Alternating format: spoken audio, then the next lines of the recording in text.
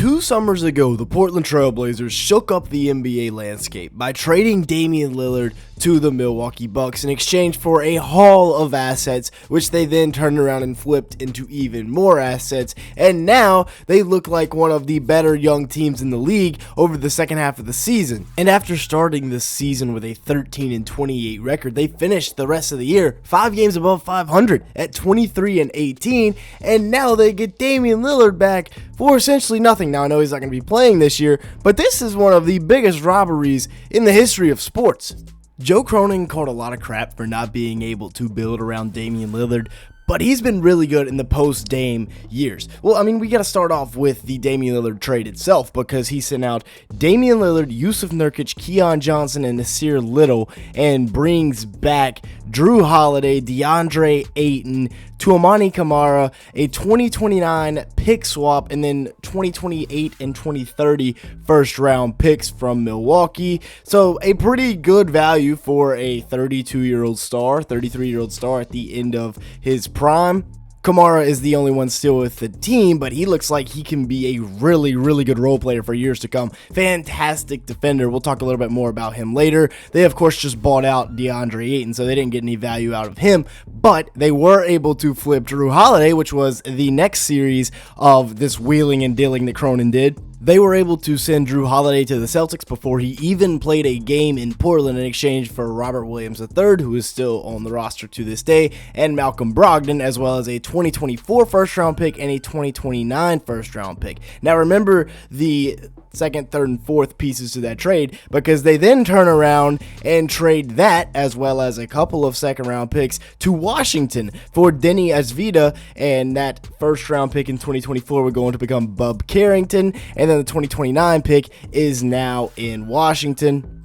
And then 2 years later, they end up with Drew Holiday and Damian Lillard anyway. So they get everybody that they got in return for trading these two guys out, as well as the two guys they traded out. It's kind of ridiculous, and it looks like now the biggest robbery, the biggest heist in NBA history, because Joe Cronin was able to trade 2 All-Stars, one of which was a first-team All-NBA guy, get the returns on those guys, build up a young core, and then 2 years later, they're both back in Portland. This is ridiculous.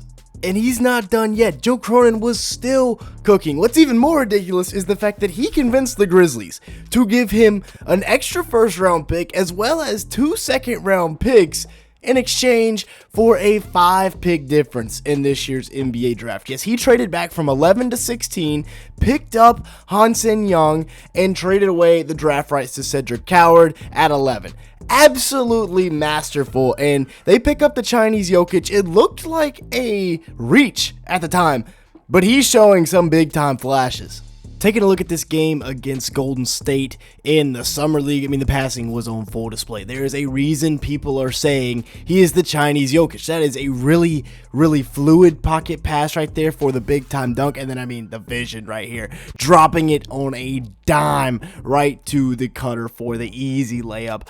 Yeah, Young could be a legitimate piece for the future. Nice backdoor cut here. And, you know, teams are starting to run their offense more through the bigs at the high post in the middle of the floor. We could see that continue to develop. He's also a great rim protector. He's 7'1" with a 7'3" wingspan. So he's a little bit taller than and longer than Jokic. So therefore, he will be a better rim protector, more athletic, because he can move a little better. He's a little bit lighter. He can get downhill a little bit better. He averaged 16.5 points a game and 10.5 rebounds to go with 2.6 blocks in China as an 18-year-old. Shot 59% from the field and 33% from 3. The glass was very friendly here. The bank was open on a weekday. And Hansen Young could be a really good piece. I mean, we talked about it. It was viewed as a reach at the time. But we're talking about a 7'1" guy that can operate out of the pick and roll and can spin off of a hedging defender and get to the rim and finish with the right-handed layup. That's ridiculous. This is their potential lineup once Dame comes back, with Dame, Drew, Shedon Sharpe, Denny Asvida, and Donovan Clingan. And you might be thinking this isn't a very good lineup, but like I said earlier, this is a Blazers team that was really good towards the end of the year last year. As Vita, a 25-year-old next season. Over the last 13 games, he averaged 27 a game with 11 boards and 5.5 assists on 52% shooting from the field, 46% from beyond the arc. He looked like a franchise cornerstone down the stretch, and yeah, maybe it's because teams weren't playing their best guys, but he's 6'9" with a 6'9" wingspan, and the skill set is there. It is undeniable. You cannot lie. He has the skill set. He's got the bag work to be able to make something happen, getting down the lane and finishing with the right hand right there. For the entire regular season, he averaged about 17 and 7 with 3 assists in 30 minutes per game, shot 48% from the field and 37% from 3 on 4.8 attempts. So it's not like he was fantastic the whole year, but I mean, that's still a really good season for a 24-year-old who has gotten better, I may add, every single year of his career. A career high in points, a career high in rebounds, and a career high in assists this year. All 3 of the major statistical categories, he got better. And then you got Shaedon Sharpe, who was my number 1 overall prospect in the class when he came out, or excuse me, number 2. I had him ranked ahead of Paulo. Had Jabari Smith Jr., then Shaedon Sharpe.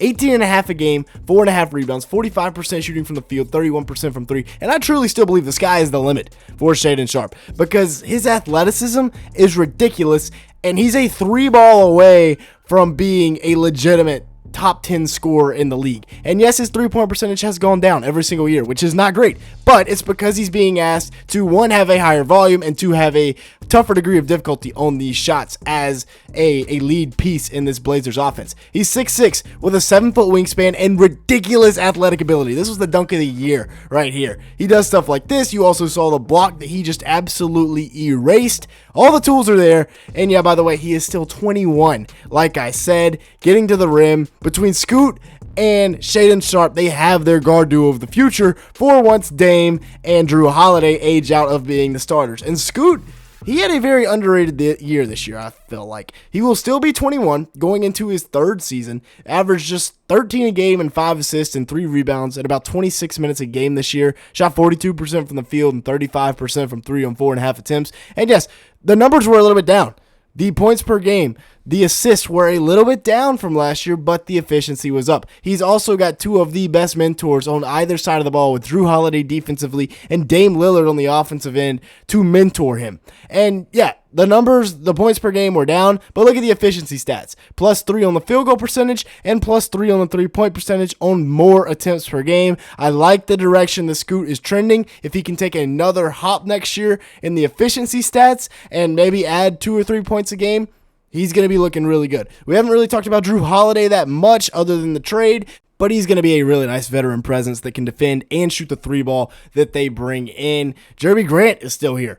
People forgot a lot about Jeremy Grant after he signed that massive 5-year extension, but he's still here. He's still hooping. He's still a solid piece to this Blazers rotation. Toumani Camara, I promise we talk about him a little bit more later. Fantastic defender. He's going to be a part of the Blazers rotation for a long, long time. And then, of course, Donovan Clingan, the number 7 overall pick from a year ago and was a second-team all-rookie selection. He's a big man at like 7'2", and he's pretty mobile. I mean, he's towering over Jokic right there. But I think it's funny that Dame never had any help. So they traded Dame, and he's like, all right, finally y'all got me some help. I'll come back. And after a year of rehab, he's going to be ready to roll. Shout out to Dame, though. With that being said, that's going to be it for today's video. Thanks so much for watching. Make sure to the like button. Leave me a comment down below and hit that subscribe button if you did enjoy at any point. And with that being said, thanks so much for watching today's video.